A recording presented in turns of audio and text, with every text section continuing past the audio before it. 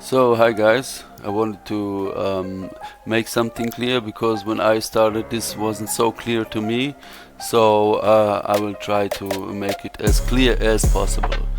So this is on Try Hack Me, so I will try to kinda explain the structure here of the URL, because if you start to test a site with Burp Suite or something, when you start off, it's kind of really hard to make a bigger picture so you understand everything.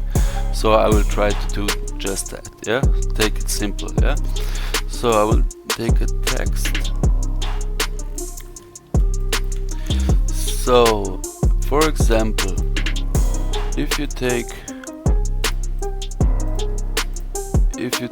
this URL here, you have Try Hack Me, you have the port, you have the path, you have the URL, the SQL kind of query here, and then you have the fragment, kind of this is the parameter of the query. So if you forget this for a moment, you go www, you go Try Hack Me, you make .com. We forget that port for a second and just take the path.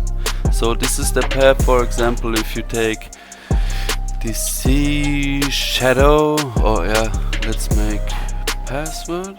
It's kind of everybody knows about that. That's the path, and then in this path we gonna search for a file, and we need the SQL, the query, to talk to the system.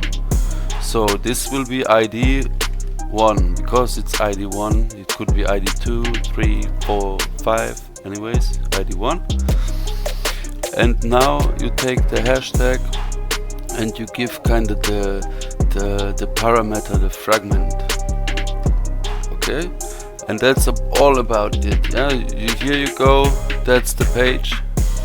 This is the path on the system which you want to talk to.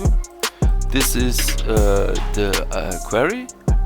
This is what you wanted to do, let's say, and this is the fragment, the parameter for, so that you have given all instructions. Yeah, I think that was okay. So I will try to make more of these videos so you get a bigger picture of everything.